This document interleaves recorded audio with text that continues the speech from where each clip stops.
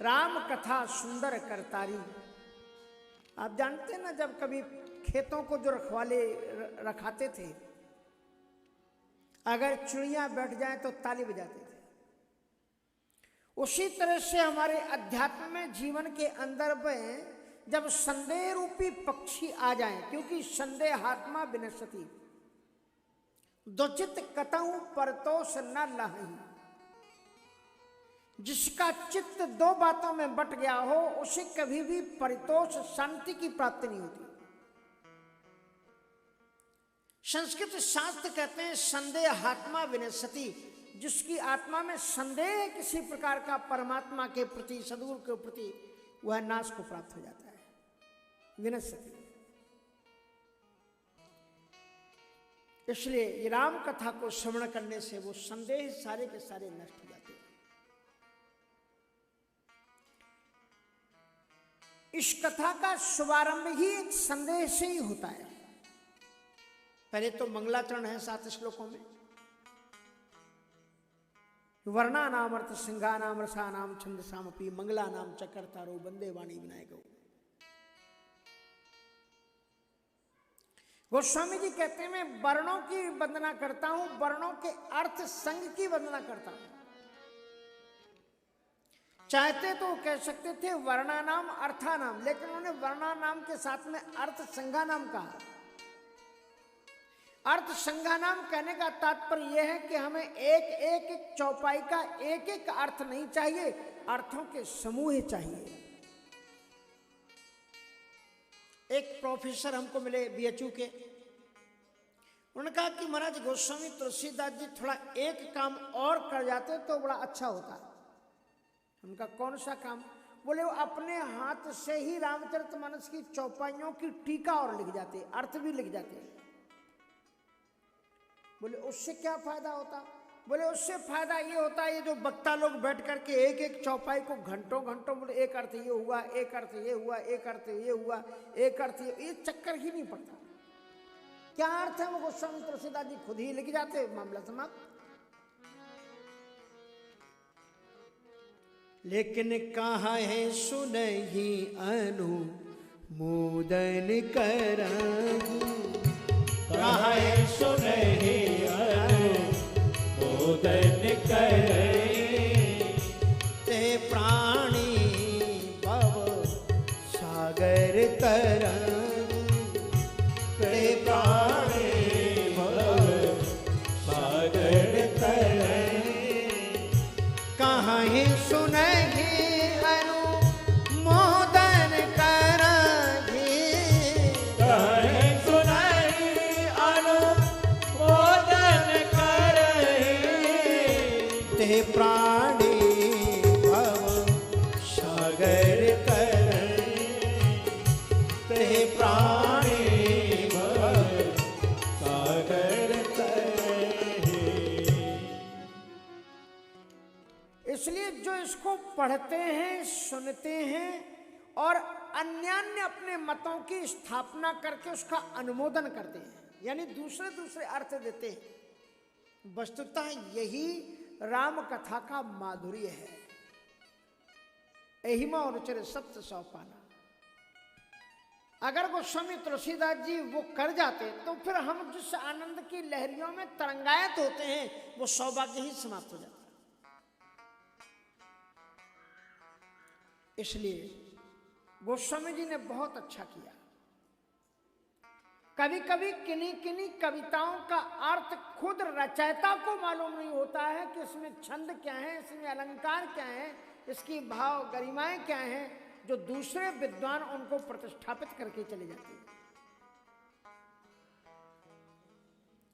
इसलिए गोस्वामी तुलसीदास जी ने वर्णानाम अर्थानाम नहीं कहा, वर्णानाम अर्थ संघानाम। वर्णों के साथ में अर्थों का समूह ही चाहिए, वर्णानाम अर्थ संघानाम। और फिर वो मंगलाचरण में कहते हैं रसानाम छंद सामपि। नवरस जप तप जोग विरागा, जो खड़रस आदि हैं, वो सारे रसों की भी वंदना करते हैं कि वो रस भी हमारी कथा में, चौपाइयों में समाहित हो जाएं, बैठ जाएं। छंद साम अपि, 6 छंद हैं, गायत्री, अनुष्टुप, ये जो छंद आप जानते हैं। ऐसे तो हिंदी जगत में, संस्कृत जगत में 82 के लगभग छंद हैं अलग अलग, लेकिन ये 6 छंद हैं, जैसे गायत्री छंद, अनुष्टुप छंद। तो इस प्रकार के 6 छंदों का वो वंदन करते हैं। या छंदसाम अपि, जो वेदों के मंत्र हैं उन्हें भी छंद कहा गया है। वेदों के जो मंत्र हैं, जो ऋचाएं हैं, उन्हें भी छंद कहा गया है। तो वर्णानाम अर्थ संज्ञानाम रसानाम छंदसाम अपि कह करके वेदों को भी उन्होंने स्मरण किया, उनका भी मंगलाचरण किया। वर्णानाम अर्थ संज्ञानाम रसानाम छंदसाम अपि, और आगे कहते हैं कि वर्णानाम अर्थ छंदसाम अपि, और राम नाम के जो 2 अक्षर हैं उनका मंगलाचरण करते हैं। वर्णानाम अर्थ संज्ञानाम रसानाम छंदसामपि मंगलानाम च कर्तारौ वंदे वाणी विनायकौ। वाणी मानी भगवती सरस्वती जी का वंदन किया, और विनायक मानी श्री गणेश जी को। सरस्वती जी बुद्धि प्रदान करने की देवी हैं, इसलिए उन्होंने सरस्वती जी का वंदन किया। और गणेश जी महाराज क्या हैं? विद्या वारिधि बुद्धि विधाता। ये भी विद्या के वारिधि और बुद्धि को प्रदान करने वाले हैं, इसलिए वंदे मंगला नाम च कर्तारौ वंदे वाणी विनायकौ, अथवा इन दोनों के रूप में राम नाम, वर्णा नाम, संज्ञा नाम, रसा नाम, छंदसाम अपि, ऊपर से जो वर्णों का मंगलाचरण करते हुए आ रहे हैं, तो नीचे कहते हैं कि राम नाम बर वर्ण जुग। राम नाम के जो 2 अक्षर हैं वो समस्त अक्षरों में श्रेष्ठ हैं। एक छत्र एक मुकुट मणि सब वर्णन पर दोय, और तुलसी रघुबर नाम के वर्ण विराजत दोय। एक छत्र एक मुकुटमणि सब वर्णन पर जोए। अक्षर तो वर्णमाला में बहुत है, लेकिन जो सम्मान सारी अक्षरावली ने राम नाम के दोनों अक्षरों को दिया है, ऐसा सम्मान किसी अक्षर को प्राप्त नहीं। अगर दूसरा आधा अक्षर आता है, अगर आप कुछ लिखें, आधा अक्षर होगा, जैसे खट्टर आपको लिखना है तो क्या करेंगे? टा के नीचे आधा टा लटका देंगे आप, तो नीचे लटक जाएगा वो। शंकर अगर आप लिखेंगे तो आधा अक्षर बीच में ऐसे रह जाएगा। लेकिन अगर राम नाम का आधा अक्षर भी आता है तो अक्षर कहते हैं कि हम इनको नीचे नहीं रखते, क्योंकि राम नाम में है, इनको हमारे ऊपर लाओ। तो वो ऊपर छत्र बन करके चला जाता है। जैसे आप कर्क लिखो तो कर्क में आधा रा आएगा, कहां लिखेंगे? ऊपर चला जाएगा, छत्र की तरह ऊपर तन जाएगा। उसी तरह से राम नाम का अगर मकार आधा होकर के आता है तो नीचे नहीं लेते हैं अक्षर, कहते नहीं आप ऊपर बिंदी बन करके बैठ जाओ मेरे सिर पर, क्योंकि आप राम नाम के अक्षर हो। एक छत्र एक मुकुटमणि सब वर्णन पर जोए, तुलसी रघुवर नाम के वर्ण विराजत दोए। इसलिए गोस्वामी जी कहते हैं वर्णा नाम अर्थ संज्ञा नाम रसा नाम छंदसाम अपि मंगला नाम च कर्तारौ वंदे वाणी विनायक। भवानी शंकरौ वंदे श्रद्धा विश्वास रूपिणौ, याभ्याम विना न पश्यन्ति सिद्धा स्वान्तस्थमीश्वरम्। बाद में भी परमाराध्य भगवान आशुतोष अवधरदानी और जगत जननी पार्वती जी की वंदना करते हैं और कहते हैं भवानी शंकरौ वंदे श्रद्धा विश्वास रूपिणी, श्रद्धा और विश्वास के रूप में।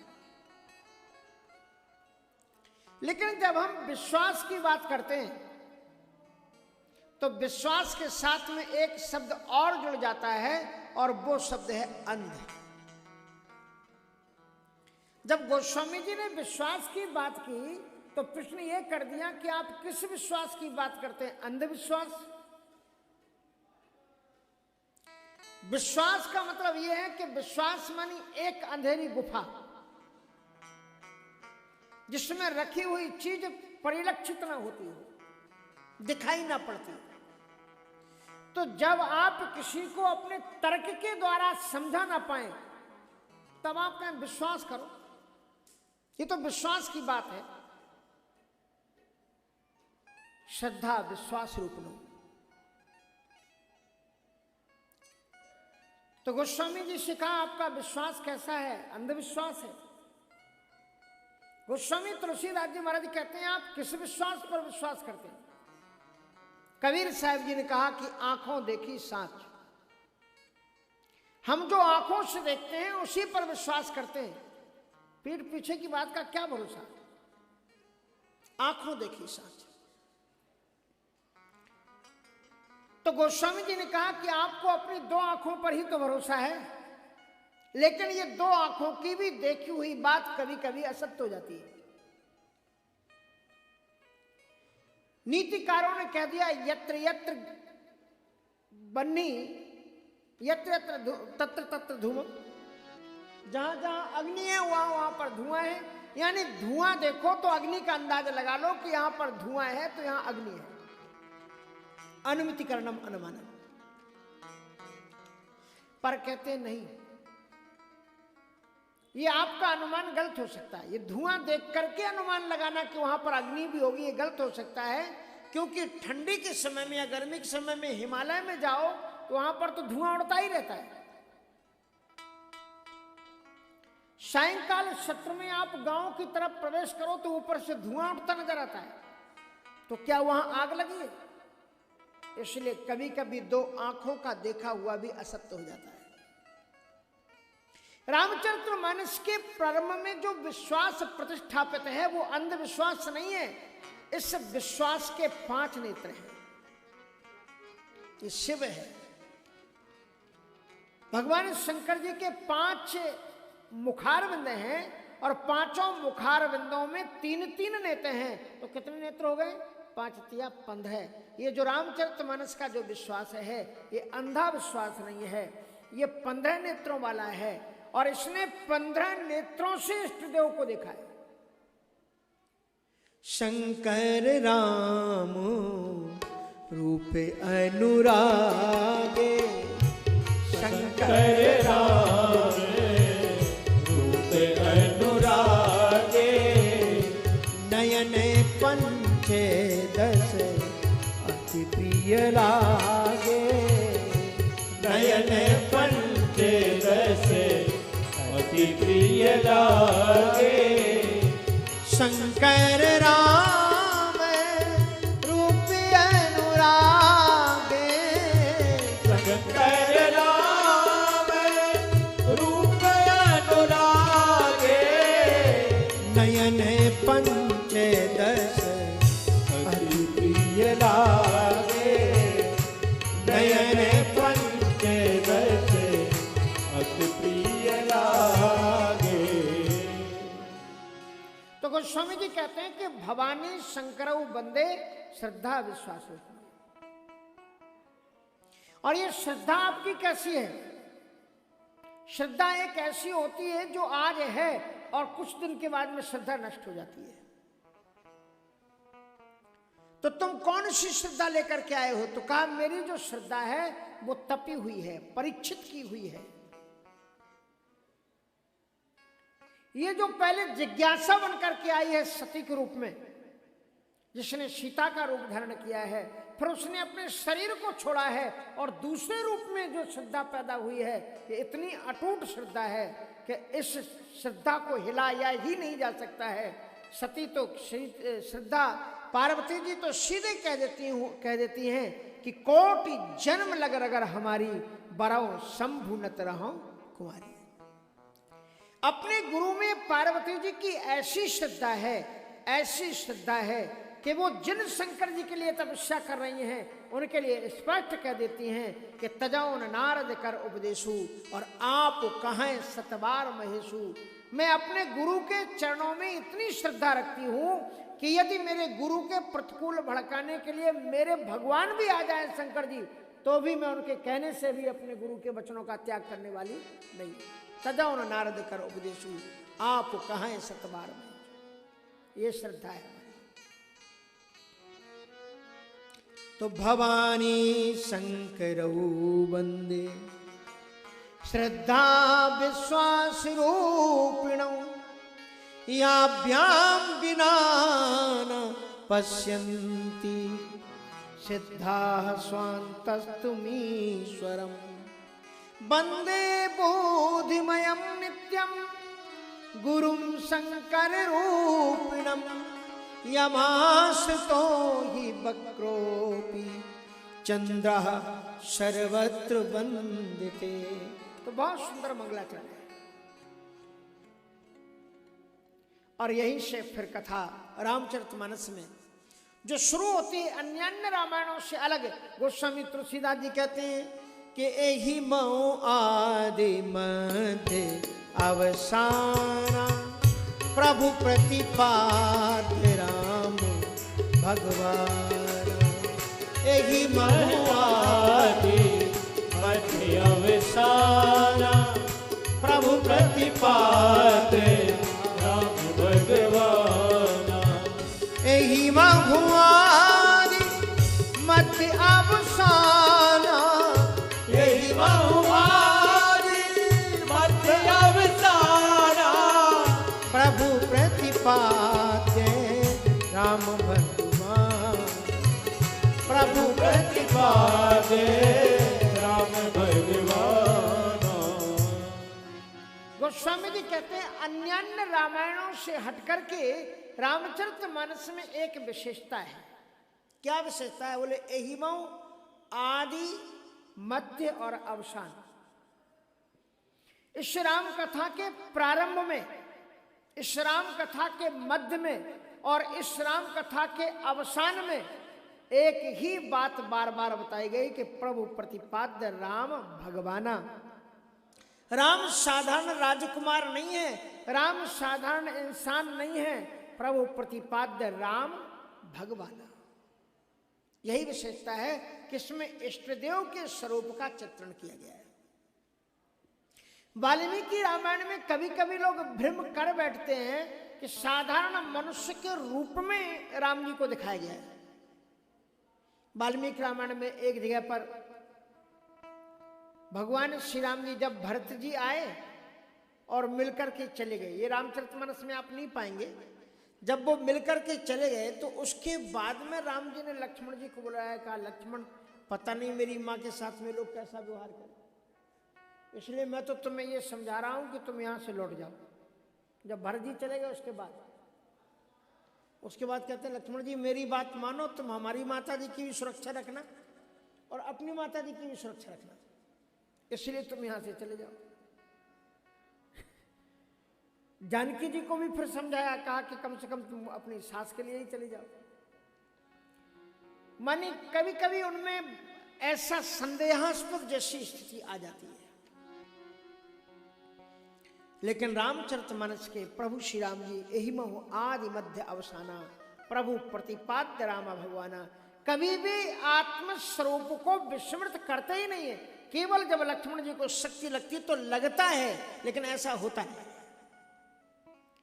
एहि महो आदि मध्य अवसाना प्रभु प्रतिपाद्य राम भगवाना। अद्भुत कथा रामचरितमानस में, और इसका शुभारंभ दो ऋषियों के संवाद से होता है। तीर्थराज प्रयाग की पवित्रतम धरती, और ऐसा कहा करते थे पूज्य स्वामी अखंडानंद सरस्वती जी महाराज कि रघुनंदन श्री राघवेंद्र सरकार जी की दिव्य लीला, ऐसी कृपा कि पूज्य पाद गोस्वामी तुलसीदास जी महाराज तीर्थराज प्रयाग में गए माघ मास में। स्नान करने के बाद में जब उन्होंने बटवृक्ष की ओर, अब तो किला के द्वारा चारों तरफ से ढक दिया गया है, नहीं तो पहले तो किला था नहीं, खुला हुआ था बटवृक्ष। तो गोस्वामी तुलसीदास जी महाराज बटवृक्ष की परिक्रमा देने के लिए गए, तो उन्होंने एक ऐसा दृश्य वहां पर देखा जो दृश्य कभी भी किसी ने किसी भी रामायण में देखा ही नहीं। एकदम सुबह ब्रह्म मुहूर्त का अवसर गोस्वामी तुलसीदास जी स्नान करके आए और उन्होंने देखा कि बट वृक्ष की छाया में दो महात्मा बैठे हुए हैं और उनका संवाद चल रहा है, और उस संवाद से इस कथा का शुभारंभ कर दिया। भरद्वाज मुनि बसहि प्रियागा, तिन्हि राम पद अति अनुरागा। भरद्वाज मुनि बसहि प्रियागा, तिन्हि राम पद अति अनुरागा। तापस समगम दया निधाना, परमारथ पथ परम सुजान। तापस समगम दया निधाना, परमारथ पद परम सुजाना।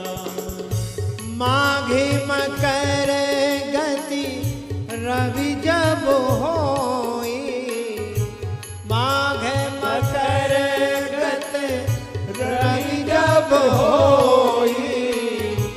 तीरथ पते आव सब होई, तीरथ पते आव सब कोई।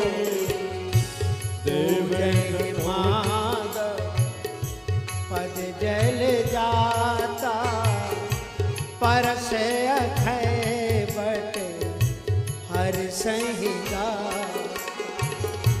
पूजई माधव पद जल जाता, परस अखय बट हर संहिता।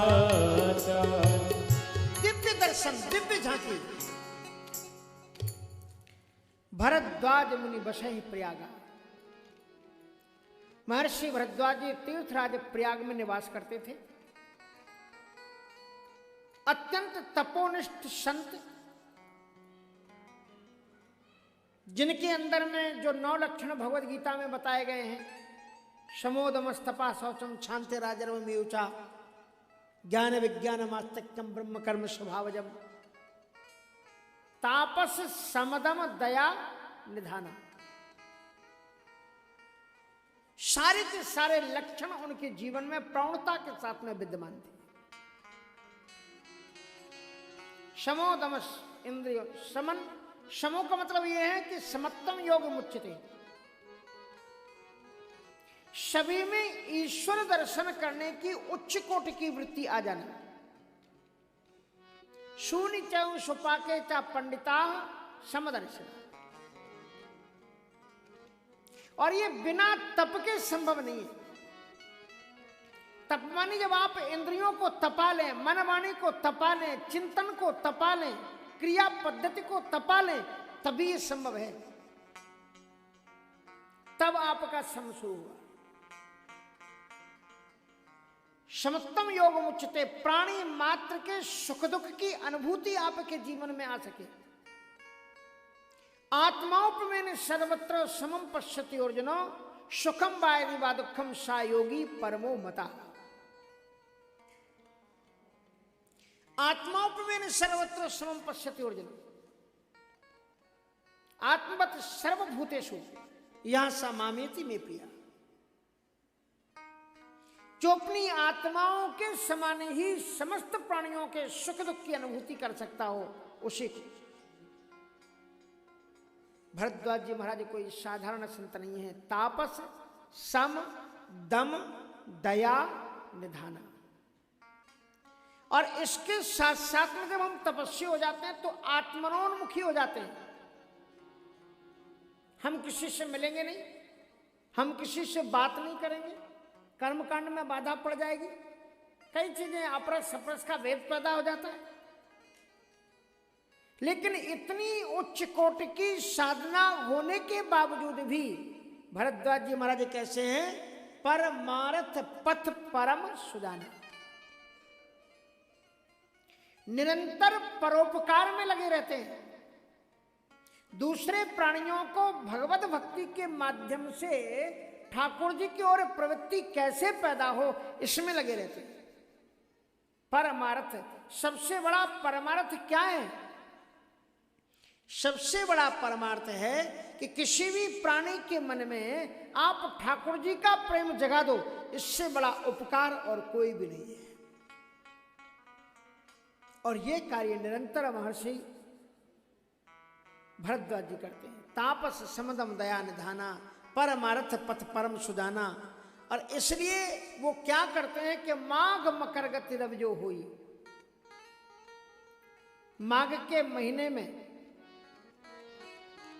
जब सूर्य मकर राशि के ऊपर आक्रमण करते हैं, मकर संक्रांति के तहत, उस समय माघ मकर गति रवि जब हुई, तीर्थ पति ही आव सब कोई। आप तो अभी आ रहे हैं हाँ, तीर्थ पति ही आव सब कोई। और केवल मनुष्य ही नहीं आते, मनुष्य तो हमें केवल दिखलाई पड़ते हैं। ना जाने किस वेश में तुझको नारायण मिल जाएगा। देव दनुज किन्नर नर श्रेणी, देवता दनुज किन्नर नर श्रेणी के जितने भी लोग हैं वो देव दनुज किन्नर नर श्रेणी, सादर मज्जय सकल त्रिवेणी, और पूजय माधव पद जल जाता परस अखैवा। ऐसे दिव्यतम उन्होंने देखा। दो ऋषियों की बात हुई। महर्षि भरद्वाज जी महाराज, माघ के महीने में जो लोग तीर्थराज प्रयाग में रहते हैं, उनके यहां पर बाहर से इतने लोग आ जाते हैं तीर्थराज प्रयाग में माघ का महीना निवास करने के लिए कि पूछो मत। भरद्वाज ऋषि का आश्रम, तो बाहर दूर दूर देश से संत महात्मा लोग चल चल करके उनके आश्रम में आते हैं कि महाराज पूरे माघ महीने में हम आप ही के यहाँ रहेंगे। सो इस बार उनके यहाँ पर महर्षि याज्ञवल्क्य जी का आगमन हुआ। याज्ञवल्क्य जी महाराज ने सोचा कि तीर्थराज प्रयाग की पवित्रतम धरती, त्रिवेणी का मंगलमय संगम, वहीं पर मैं राम मंत्र का पुरस्चरण करूं। और माघ के महीने में उन्होंने राम मंत्र का पुरस्चरण किया। बड़े बड़े संत आए हुए थे, भरद्वाज जी महाराज उनकी व्यवस्थाओं में लगे हुए थे। संतों के सानिध्य में दूभर जिंदगी के कठिनतम क्षण कैसे व्यतीत हो जाते हैं इसका पता नहीं चलता। एक महीना कब निकल गया भरद्वाज जी को पता नहीं चला। एक महीना व्यतीत हुआ, अनुष्ठान पूरा हुआ। याज्ञवल्क्य ऋषि ने शंख बजाया, और जो ही शंख बजा, भरद्वाज ऋषि का हृदय धड़क उठा। वे समझ गए कि महाराज का अनुष्ठान पूरा हो गया। और अनुष्ठान पूरा हो गया इसका मतलब अब ये विदा लेंगे, अब ये जाएंगे। लेकिन संत में और असंत में फर्क क्या है? बोले कोई फर्क नहीं, दोनों एक ही जैसा काम करते हैं। बिछुरत एके प्राण हर ले, बिछुरत एके प्राण हर ले, मिलत एक दुख दारुण दे, मिलत एक दुख दारुण दे, मिलत एक दुख दारुण दे, मिलत एक दुख दारुण दे। दोनों की वृत्ति एक जैसी होती है। असंत अगर मिल जाते हैं तो मिलने पर बड़ा दुख देते। ऐसा लगता है कि खल के मिलन अत्यंत दुखदायी। स्टेशन के बीच में। कभी कभी देखो ना, पुराने जमाने में ट्रेन ज्यादा यात्रा होती थी, अब कोई आ गया बगल में बीड़ी सुलगाने वाला, सिगरेट पीने वाला, उटपटांग की बातें करने वाला। ये भी सत्संग प्राप्त करना भी अत्यंत ठाकुर जी की कृपा से ही संभव है, नहीं तो ऐसे संभव नहीं होता। हाँ, एक बार अपने राम कहीं से आ रहे थे, कोई दूर जगह से, एक बार हाँ जा रहे थे हम, यहाँ दिल्ली से कौन सा एक मोदी नगर, मेरठ वगैरह होते हुए जाना था। तो मैंने वहां पर देखा कि कुछ लोग भगवत नाम संकीर्तन गा रहे हैं, बड़ा अच्छा। मैंने सोचा ये मांगने वाले होंगे, 2-4 लोग झुंड बना के घूम रहे होंगे, पर वो बड़ा अच्छा गा रहे थे। तो मैंने सोचा इतना अच्छा राम जी का भजन गा रहे हैं, मेरे पास में आएंगे तो मैं भी इनको कुछ दक्षिणा दूंगा। और 10 रुपए मैंने निकाल करके रख लिए कि अच्छा गा रहे हैं, आएंगे। लेकिन वो तो नहीं आए। मैंने कहा एक ही जगह बैठे बैठे, तब देखा वो तो अच्छे सूट वूट वाले लोग थे, किसी के पास में करताल थी, किसी सबके पास में रामायण थी। मैंने कहा ये नहीं आ सकते, तो अपने को ही इनके बीच में चलना चाहिए। सो मैं उनके पास गया, बैठे, और उन्होंने कहा कि महाराज हमारा नियम है कि हम लोग मोदी नगर में काम करते हैं, दिल्ली से आने में इतना टाइम लगता है, तो सोचते हैं कि बीच में टाइम में क्या करें, तो हम लोग अपना सुंदरकांड ले आते हैं, रामायण ले आते हैं, ढोलक मजीरा ले आते हैं, और 1-1.5 घंटे में इसी नंबर की बोगी पर हम लोग बैठते हैं, इसी बोगी में, और सुंदरकांड का पाठ करते हुए यहाँ से जाते हैं, और 2 घंटे का हमारा सफर है, उसी बीच में हमारा सुंदरकांड हो जाता है, और लौट करके जब आते हैं तो फिर किष्किंधा कांड कर लेते हैं, बाद में कुछ भजन कर लेते हैं। रोज सुंदरकांड और किष्किंधा कांड का पाठ और भजन रोज। मैं उनके पास गया, कहा महाराज आप आए हो तो मैंने लगता है आपका टीवी में कभी चेहरा देखा है, शायद आप वेदांती जी, थोड़ा सा प्रवचन सुना दो। तो हमने 10 मिनट का प्रवचन सुनाया।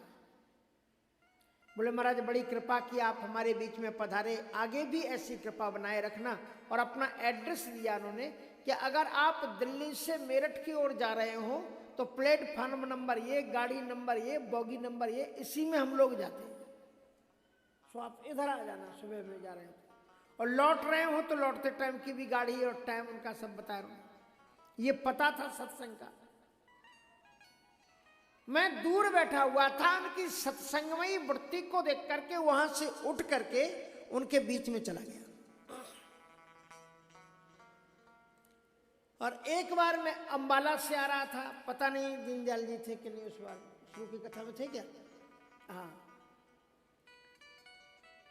तो अंबाला से जब मैं आ रहा था तो वहां क्या हुआ कि धीरे धीरे हम लोग करीब पहुंचने वाले थे। तो जो ही बैठे तो संयोग से हमारा रिजर्वेशन एक तरफ हो गया था, और संगीतज्ञों का पहले या आगे हुआ होगा तो एक तरफ था उसी सीट में, पर आगे पीछे था, उसी डिब्बे में था। मैं अकेला था एक सीट में, और लोग आए अपनी अपनी सीटों पर आकर के बैठ गए। उसी डिब्बे में स्लीपर में ही जाते थे, तो आकर के बैठ गए। तो एक सज्जन ने थोड़ा सा देखा, कहा बाबा जी। हमने कहा हाँ कहिए, कहाँ जाएंगे? हमने कहा कि हम तो बनारस जाएंगे। कब वो उधर जो एक सीट है ना, वो हमारी सीट है, आप कृपा करके उधर चले जाओ, इधर हम लोग थोड़ा सा मनोरंजन करेंगे।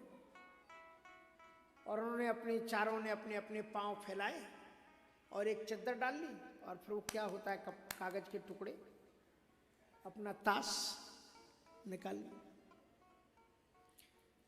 एक वो हैं जो दूर बैठे हुए संत को अपने बीच में बुला लेते हैं खिसक करके, महाराज यहां बैठो थोड़ा सा सत्संग करो। और एक वो हैं जिनके बीच में ठाकुर जी ने एक संत को पहुंचा दिया था। उसको उन्होंने एक कहावत है ना, जैसे दूध में माखी की तरह जैसे फेंक देते ना, ऐसे उनका महाराज उधर चले जाओ। इसलिए सत्संगति और भगवत कथा में प्रीति जगना भगवत कृपा के बिना संभव ही नहीं है। सत्संगति दुर्लभ संसारा सत्संगति दुर्लभ संसारा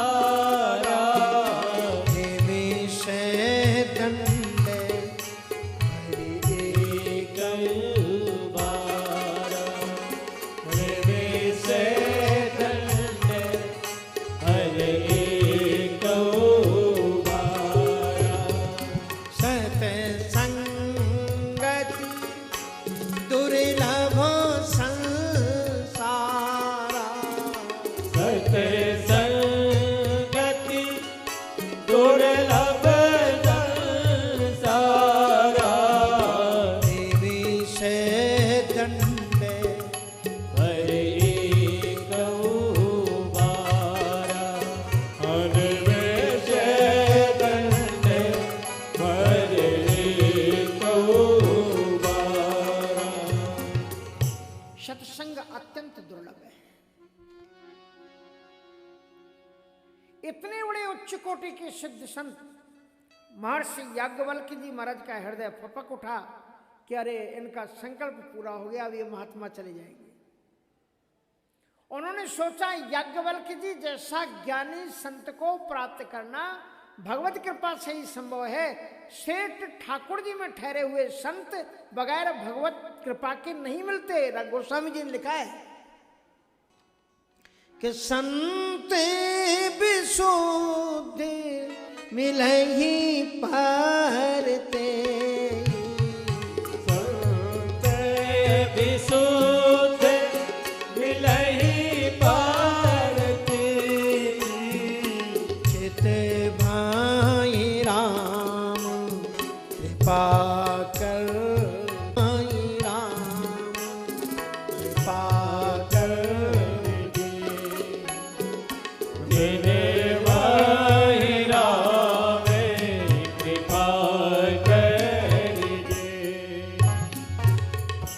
विशुद्ध संतों की प्राप्ति उन्हीं को होती है जिन पर ठाकुर जी अतिशय अनुग्रह की कृपा दृष्टि का पात करते हैं। जिसके ऊपर